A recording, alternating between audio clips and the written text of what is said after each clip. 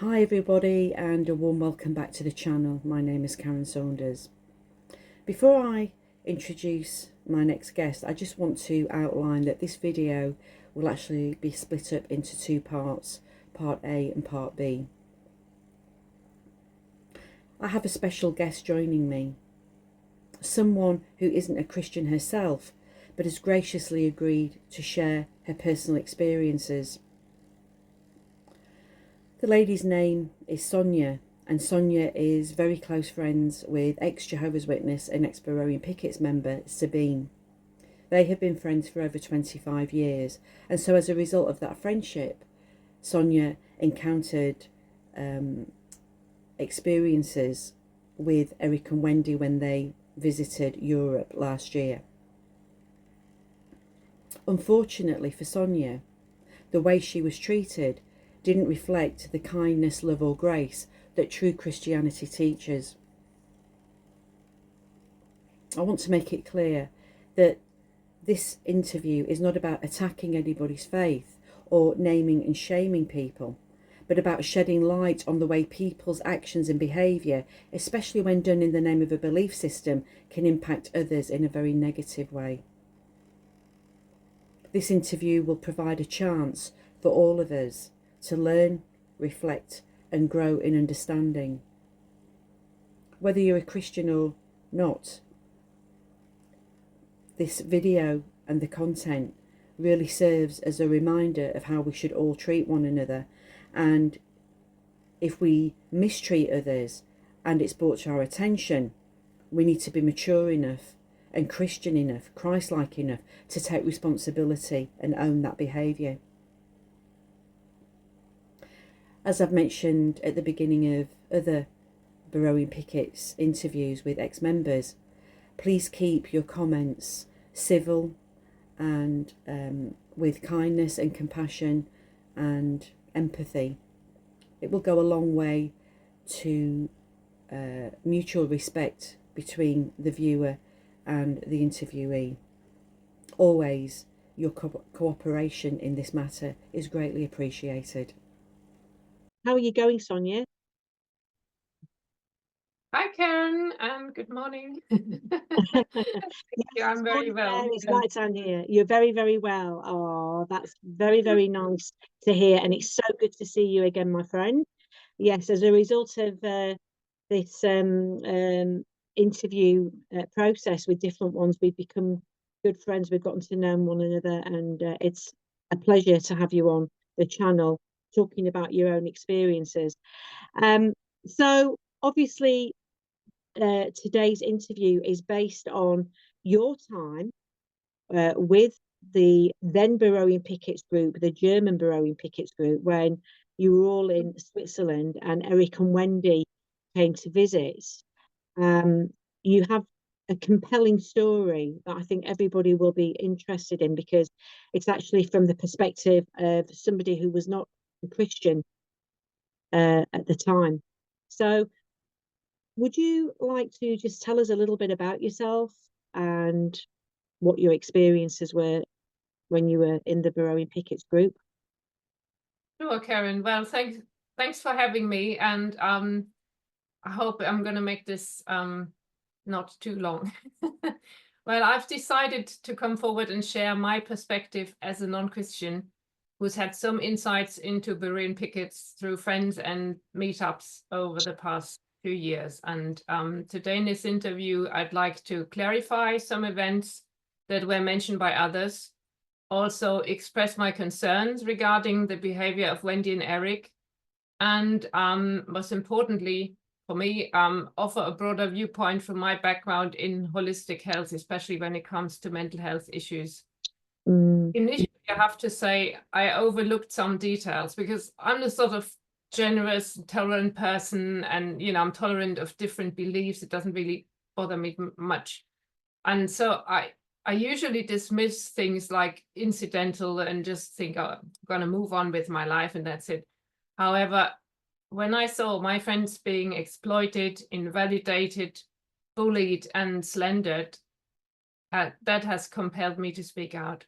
And like you said, I was never a Jehovah's Witness myself, but I had also come across two cult-like groups in my own spiritual journey, and I realized I wanted nothing to do with these groups. And it's like these movements, or at least the followers, they usually start with good intentions, but then the whole thing can quickly be corrupted by just power, greed, and personality cults, really. And as they say, nobody joins a cult, they joined a good thing, right? So people go into it with good intentions because they are altruistic, they want to change the world, make it a better place, and so on. And then that group identity forms, and there's a sense of we and us against them or something like that. And those who disagree and leave, they're often labeled as crazy or even possessed by evil demonic powers and stuff. And they're trying to create this idea of group being on a divine mission. And obviously that's good for getting people to donate as well. So invest their time and money, basically. In a nutshell, I think there's some very concerning trends here that everyone should pay attention to. And I say if Beroean Pickets were medication, it would have to come with a black box warning. Very, very interesting analogy. Thank you. Thank you very much for that, Sonia. Okay, well, on that note then, the second question, how did you come into contact with Beroean Pickets? And if you like, you can include, your friendships as well. Yeah, sure. Well, I've never been a part of the Jehovah's Witnesses, and like I mentioned, I'm not a Christian. I'm on a spiritual path, and maybe somewhere between agnostic and someone else, but really doesn't matter in this context. But my best friend Sabina, who I've known for about 26 years nowadays, she's an ex-Jehovah's Witness, and back in 2021 she started something that was like a self-help group, and that eventually merged with others to become the German-speaking Beroean group. And through these Zoom calls and also phone calls and in-person events, I've met many of the people who have since spoken out, especially from the German-speaking countries. And I've attended some meetups over the past couple of years as well, where I got to meet Wendy and Eric as well. Oh, right, okay. So that it wasn't the first time last year then? No. Oh, no. Okay, all right. So, all right, well, then we're building up a picture here of some of the experiences and how you've gotten in through being very, very good long-time friends with Sabina. So the third question then, so were there any positive experiences with Beroean Pickets, Sonia? Yes, I would say so.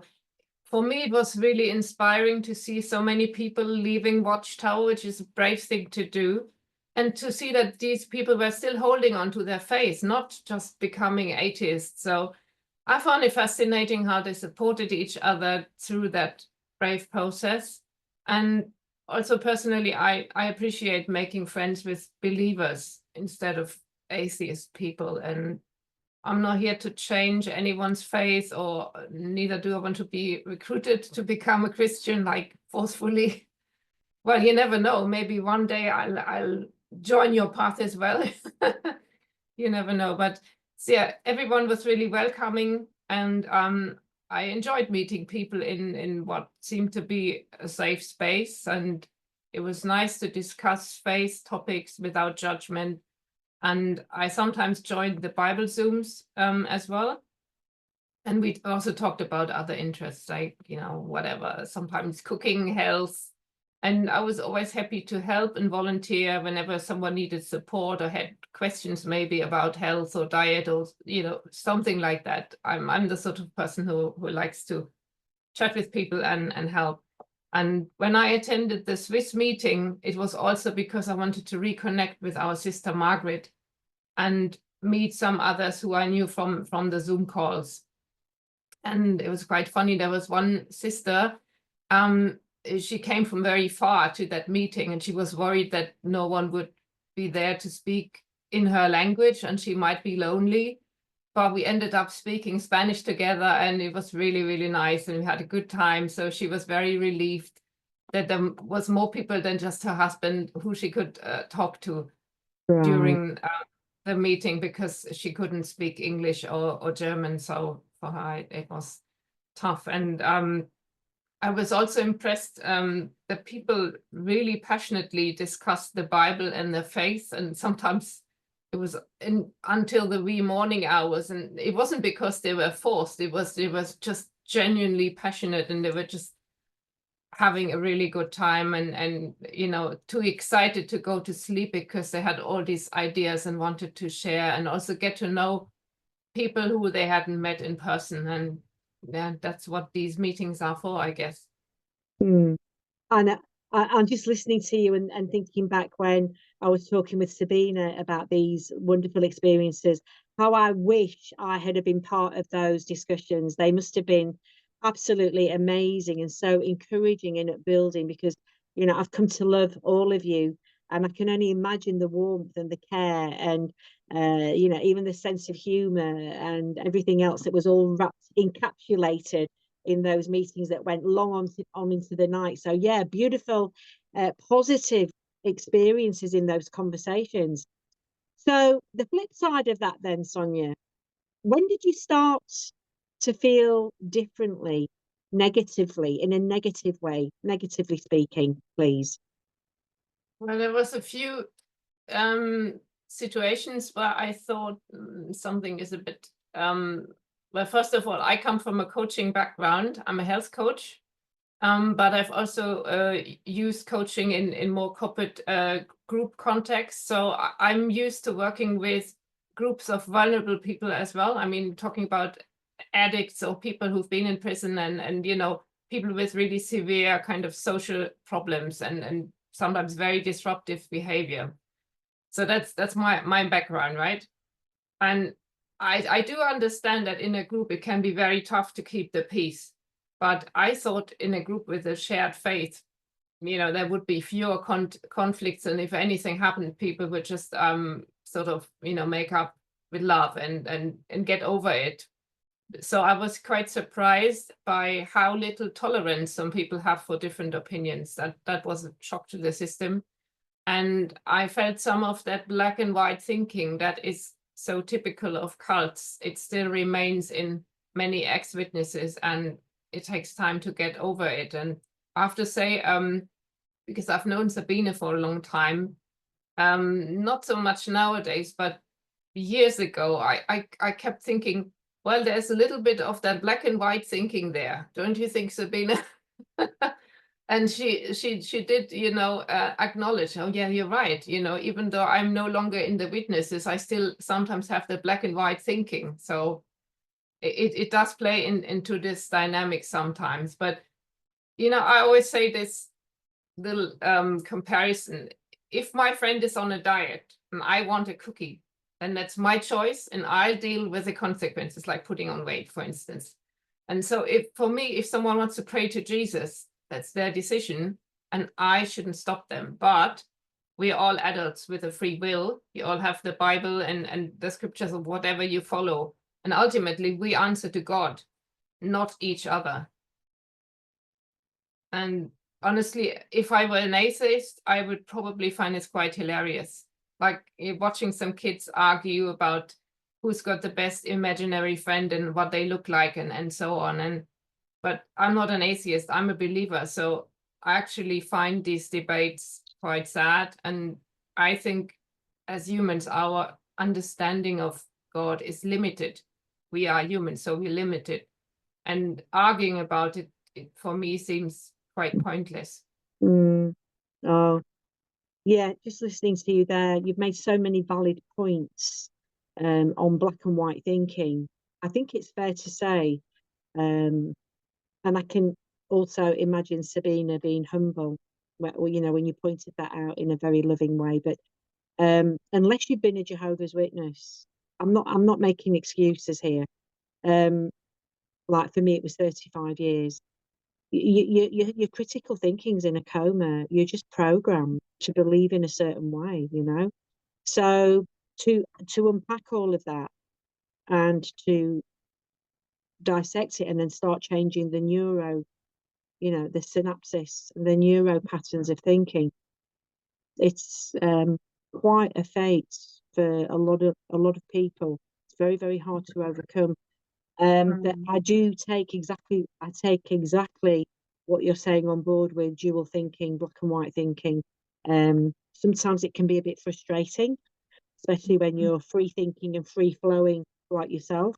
And sometimes it takes a lot of patience to, you know, display when you have a friend that's been quite the opposite. But I know you and Sabina are great friends and willing to overlook different things, especially when it comes to thinking, because we're all on that journey. But very valuable comments, Sonia, really valuable.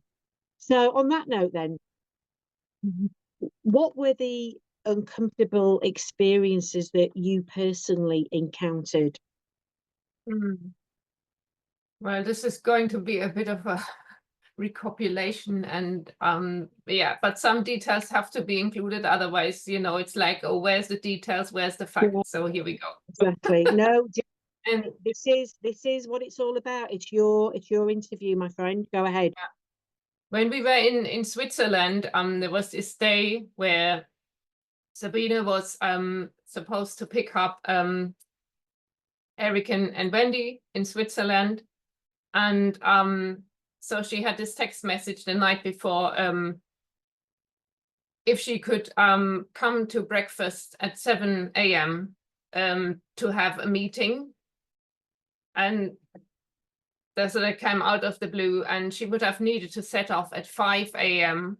in order for her to be there at 7. And that would have meant she'd have to have a stressful chat, you know, with someone who she didn't really, a stressful chat, and then drive around unfamiliar roads with a car full of people talking. And I thought that's pretty inconsiderate. You just don't do that, and very one-sided as well. So I said to her, look, just drive down at the regular time that you agreed. Don't force yourself into this reconciliation meeting because you're still tired from the, you know, the day before, because we'd been traveling down to Switzerland, and there was loads of things as well to take care of prior to that. So she was really knackered, and they were asking her, you know, why don't you come down for breakfast? And I thought maybe that was really, and then to say, no, why don't you want to reconcile? And it was stacked against Sabina, just putting her in a situation that she could impossibly agree with, unless she wanted to put herself in a really disadvantaged and maybe dangerous, you know, position of traveling around early and getting stressed out. So it felt to me like Wendy, she was either trying to pick a fight or boost her own ego by insisting that Sabina should reconcile with Lutz, someone who had chosen to stay away for months. You know, he would have been welcome to come back to the Zoom meetings, but he decided to stay away voluntarily, honestly, and things had settled down. Everyone had moved on, so things were quiet. And personally, I think sometimes that's the best, you know, not everyone has to get along. This is no longer the witnesses where all witnesses have to be friends and all outsiders are bad people.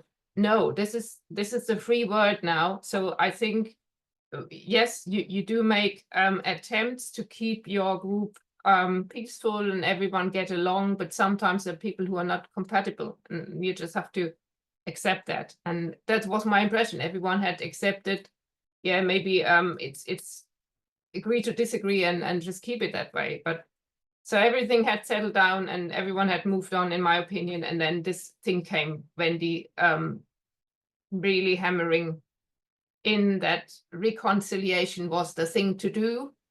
And besides, forgiving someone is one thing, but wanting them back in your personal space, that's another thing, especially if you're an Jehovah's Witness or anyone else who is traumatized.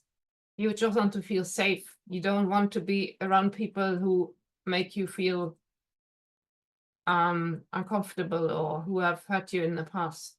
And so Wendy and Eric were calling Sabina unforgiving about a situation that they didn't even bother to understand properly. And then the best thing was they claimed that the conflict with Lutz in the group never happened. And I'm like, what? Because I'd really appreciate getting my time and peace of mind back here. I can clarify what happened. And the evidence of that was even offered to Eric and Wendy, but it just refused to acknowledge. They didn't want to see it. So I briefly explain what happened. In the German Bible study group, there was someone who had the courage to host a Zoom meeting for the first time, which is always nice. You have a group member that steps up and, you know, contributes, and always a good thing. But instead of getting support, this person faced harsh criticism from 3 people, from Lutz, Heidelise, and Petra. And I have to say, these 3 are the type of person who love to debate. So they probably didn't see any issue with their feedback, the way it was given. But most of the group wanted them out. There was very strong feeling, no, that wasn't on, that was very unfair. And this behavior is out of line. So people wanted them out, but Sabine thought, maybe let's give it another shot and try and talk with each other and resolve things without kicking anyone out. Because it just, I remember saying, look, this isn't a parliament where we do like a motion of no confidence or whatever it's called, you know, and everyone raises their hand and say, no, they have to go. And I thought, no, that feels wrong. It's a Christian group. Can't we try and make at least one more attempt to have peace? And people, maybe there was a misunderstanding and we can still solve this, but it didn't work. Yeah, I wasted, from nowadays standpoint, I wasted several hours of my life trying to help them. Yeah. In the end, about 10 members left. I mean, 5 left straight away, and then another 5 stopped coming. So 10 people left. And then also the 3 people who were the critics, they didn't get kicked out, obviously, because, you know, we tried to save their backside, but they chose to stay away anyway. So they also went missing. And they even had the cheek to complain about the vote to remove them that hadn't been followed. They were like, oh, should have chucked me out then. I can only shake my head, but yeah, definitely Sabine had a tough choice there. And if she had just gone with the majority and kicked those 3 people out, a lot of drama later on could have been avoided for sure. So coming back, what happened at that Swiss venue? There was the first day we arrived there, and we had to wait for the landlady to show up with the keys to the building. And so there was this conversation that Sabine got dragged into on the staircase of that house, and it was in front of everyone, the whole group. His people had nothing to do except waiting. And to be let into the building, everyone could hear that. And so that was about forcing forgiveness. And I think that's pointless. It even probably goes against Christian values to force forgiveness, because there are rules for forgiveness. It's not just something that is given. And yeah, and I thought, right, this conversation is starting to sound a bit, let me go over there and see if I can help. There we go again, Sonia trying to help, right? I thought it might be just useful to share my perspective and try and mediate, but I was just brushed off.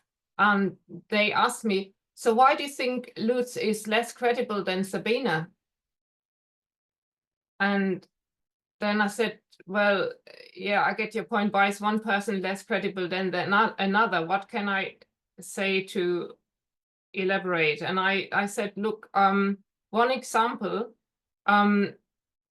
if Lutz is a person who really wants to make peace and is a good character, and he obviously had some issue with Sabine, apparently, that he wants to rectify now. In all the time that Margaret was in a care home after her stroke, basically since November 2023, she had a stroke, and he had some sort of issue with her as well, and he never even bothered to send a card, to reach out, maybe in a very low-key way. I mean, you don't maybe want to stress the person by contacting them out of the blue, but maybe send a card, or most people would do that. So if he is such a peacemaker, such a person who wants to always make peace, it doesn't make no sense whatsoever that he never contacted Margaret at all. And that's all I said. And then Wendy was like, oh, no, don't bring Margaret into it. It's nothing to do with that. I said, okay. I just thought to myself, you wanted examples, you get them, and then you refuse them. That is, yeah. So just before you carry on, I'm just listening, trying to absorb it all, just trying to imagine I was there listening to all of this. When you say here, they, at the end of the paragraph, they told me to stay out of it and that I wasn't part of the group, so I should be quiet. When you say they, who was they?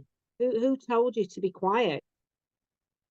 I think it was Wendy who literally said that. And I'm, I'm not someone, I might try to help, but once someone comes up with things like that, I'm just like, okay. Right. I think Wendy literally said, why are you even getting involved? You're not part of the group. Something like that, she said. So did she say it in a dismissive tone, like, or was she irate with you, or was she, short with you? What was her demeanor? Well, she was already, quite worked up, before I even entered the conversation. The tone had become more audible, more aggressive. And what was Wendy's demeanor? What was her demeanor?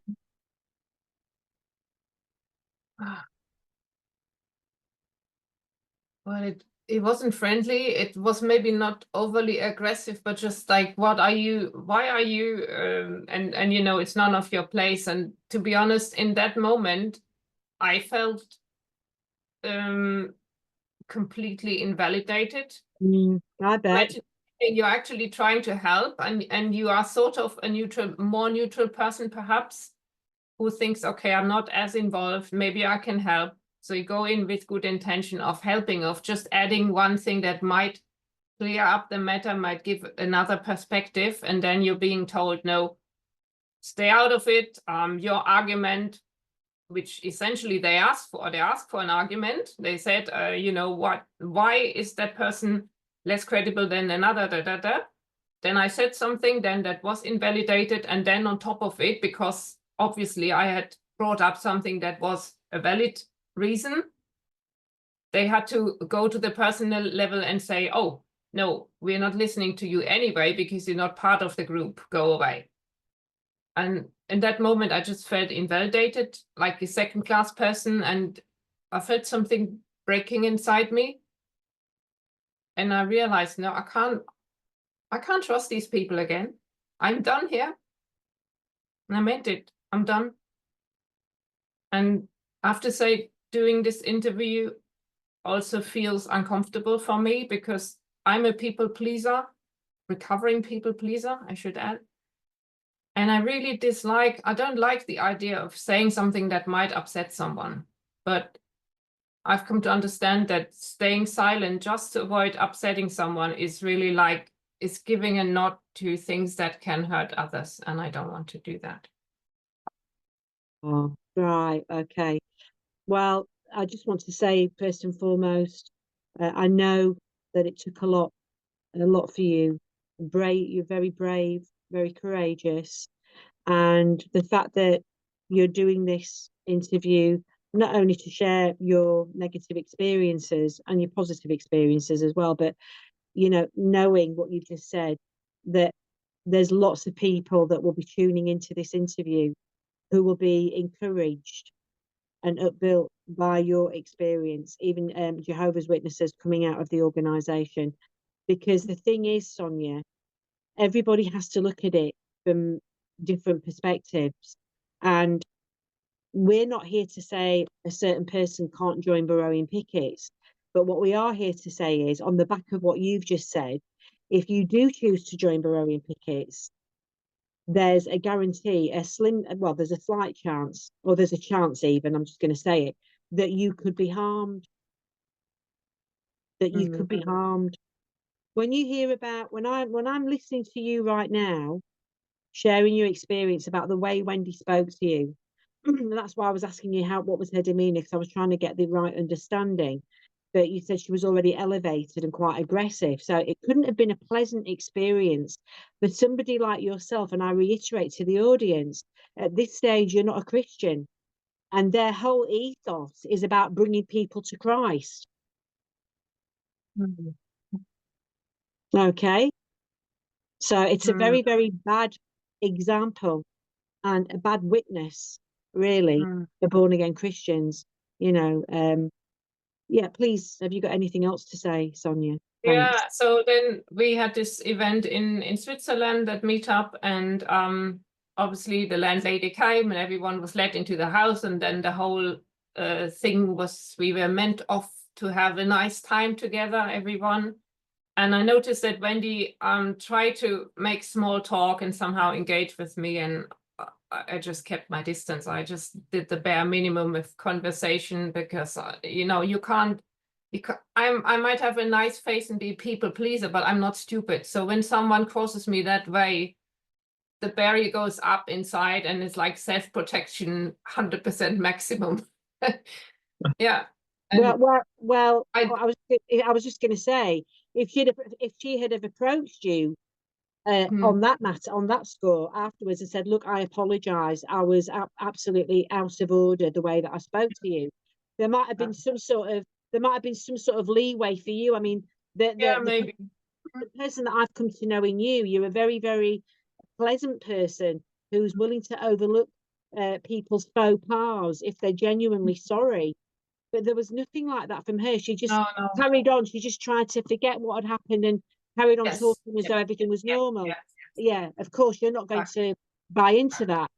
Go ahead, sorry. Awkward small talk and insincere compliment. Yeah. Yes.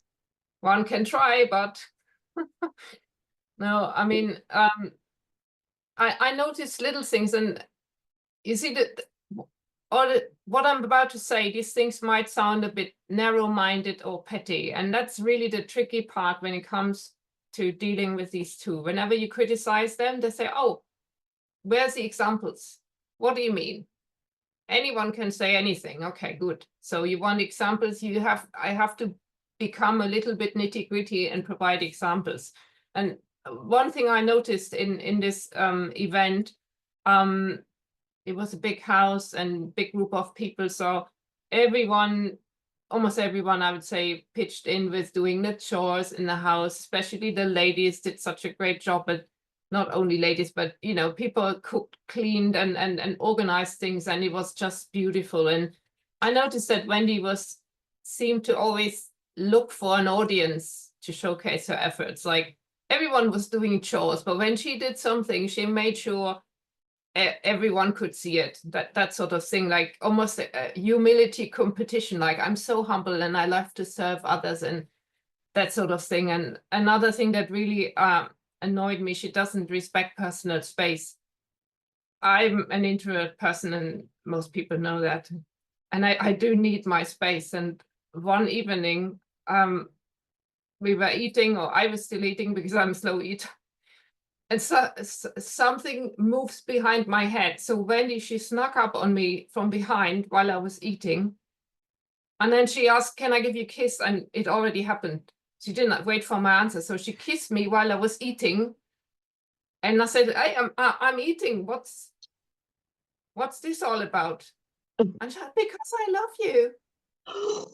That felt so fake and weird. I was speechless. I just shook my head and I felt violated. That's, you don't have to do these things. I mean, sometimes she's trying so hard, and that's quite sad. I mean, if you have problems with people, go talk to them. Don't brush over and stick kisses like someone who's fly posting.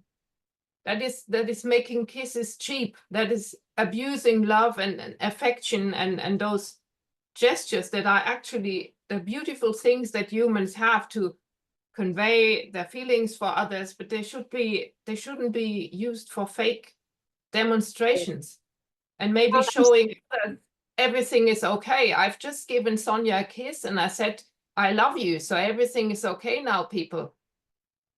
I'm really sorry. I'm really sorry. My heart goes out to you, Sonia. If that had been me, just the way that what you've just said is how I'm feeling inside out, I would have thrown up. I would have actually been sick at the table. Somebody had done that. What a creepy, unnatural display of affection. I'm sorry. I know we're going to get into this. The nuances of personality types later in the interview, but for me personally, there's something not right with that behavior. There's something not right with the person exhibiting that behavior. Sorry. Yeah, go ahead. Yeah, and as for Wendy and Eric, they always seemed busy, like they were running a laptop business or something. So I do understand when you're away from home in another continent for, several months at a time, you obviously have to take your office work with you. But it almost seemed like they were so caught up in this that they were more worried about these things than about the present time and being with people. And yeah, a little bit, I don't know how to describe it, is caught up in their own needs. Like imagine movie stars on set when they, oh, is there air conditioning? Oh, can we get coffee cream? Oh, shops aren't open today. Problem. That was just a subtle impression I had. And I have to say, if you have trouble with hot temperatures, then Europe in August isn't maybe not a good idea to go, because especially in Central Europe, most places don't have AC. It's just not, even in a country like Switzerland, it's not something that is usually installed in houses, because Switzerland, come on, it's a winter country, right? So Sabina had warned Eric and Wendy, look, because of Eric's health and so on, maybe better come earlier in the summer rather than August, because that's very hot and it's peak season. So they had been warned, but still, oh, does this place have air conditioning? Anyway, yeah. Wow. What it just, to me, it sounds like very entitled behavior. I'm sorry, but it just their needs above everybody else's. Yeah. Yeah. So, and like I said, during the meetups, they seem quite preoccupied with planning the next thing and the next thing and next thing and this email and that thing.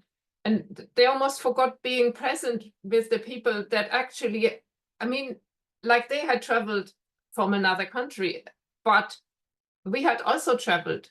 And people who came there, some people made all the way from Spain, or, they had a long trip in the car to even get there. And they brought loads of food and I mean, we met such lovely people there, and they really wanted to make this a success and come together. Everyone was excited about meeting brothers and sisters that maybe they either never seen before or maybe seen only in a Zoom meeting. So it was really exciting to meet people in person and to share, to eat, come and eat together, and all those things that you do as a community. And yeah, it was a bit strange. Sometimes they didn't really seem to be in the present. And then some people, I thought they didn't try at all to get to know them. And they said, oh, it's because of language barrier. They don't speak good English. So, and I thought it was strange, because in the past, I know they used online translation tools on the phone or whatever to communicate with those who couldn't speak English fluently, and it worked. So why didn't they make this attempt on that occasion? And I noticed they were very dismissive of Stefan and his parents, and all of them speak English, but I'd say basic English. So for them, it's a little bit more difficult to communicate, but nevertheless, they made no attempts to get to know him. And Stefan and his parents, they attended both events, both Switzerland and the German event, and they have so many stories to tell, so many valuable experiences that could have been shared, especially about shunning and about also some power structures and things going on within the congregations that they were part of. I mean, I've heard some of these stories and they are really tough. I mean, you know, like things that have been in the news in America and in Australia as well. Oh, We're talking yeah. about the level of tough On that experiences level. that they Yeah. have seen in their congregations. And Yeah. yeah, really, I don't understand. And Stefan, I have to say, he's been such a dedicated co-host of the German Bible study Zoom group, a very reliable, very experienced person. And I mean, as a teacher, he's a natural when it comes to moderating, to hosting a Zoom meeting. He's just brilliant. And they're always reliable. And they never showed any interest in getting to know him or appreciating his efforts. They didn't ask him to say prayers. He was just constantly overlooked, and I don't understand. And the other thing I noticed, and which made me sad, was we had previously agreed, because Margaret said, look, Margaret is the sister who is in the care home.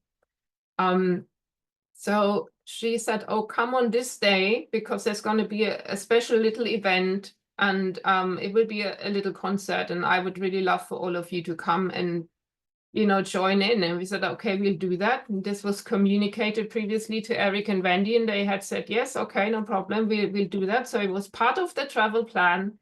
And then when the day came, it seemed like a burden for them. Do we have to go there? And something like that. And you could feel that they were only going reluctantly. And they also tried not to hold the Lord's Supper there, even though that was the best solution, so that Margaret would be able to attend, because for her it was, you know, quite tricky to get her into a car and then drive to the venue where, you know, the house that we were renting, and then back, and she had always had to be back certain times. So it was the best solution.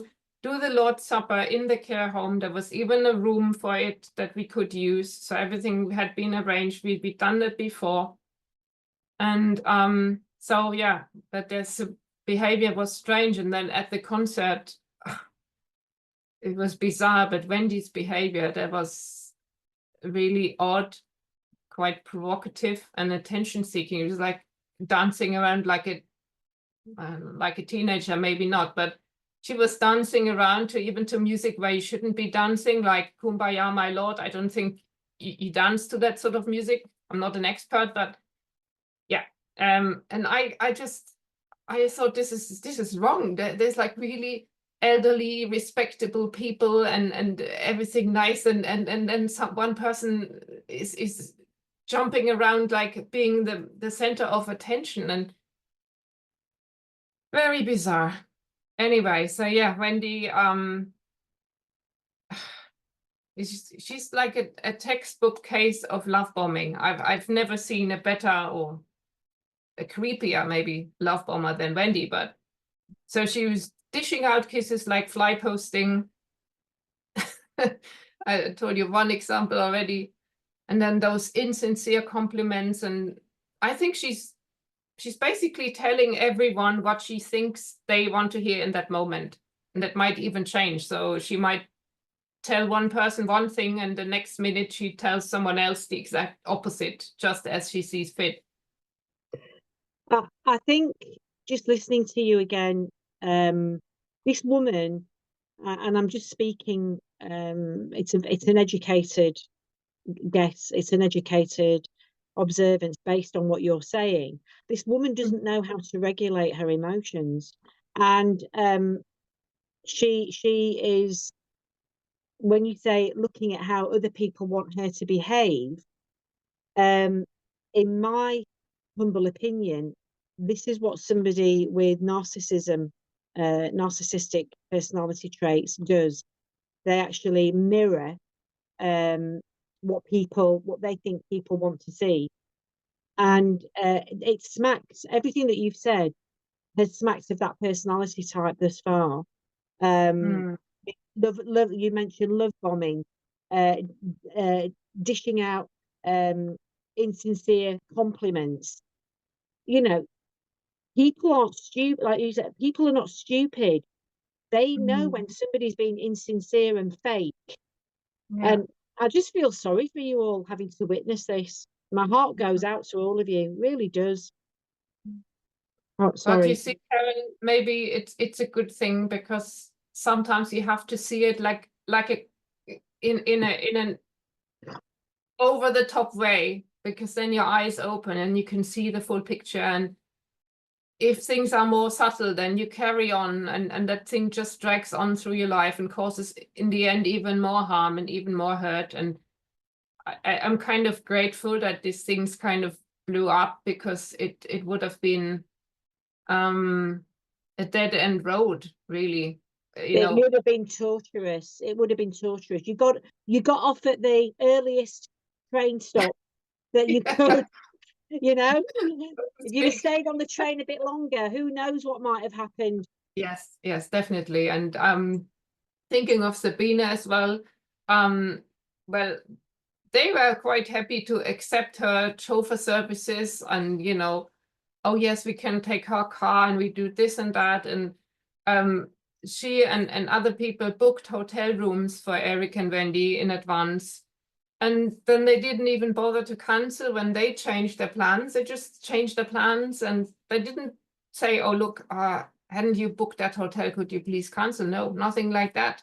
So it also meant that Sabina, after that Swiss event, she had originally planned a buffer day so that she could, stop at home and, pick up some supplies and maybe have a good night of rest, and then carry on driving to the German venue, which is in the middle of Germany. So another long journey.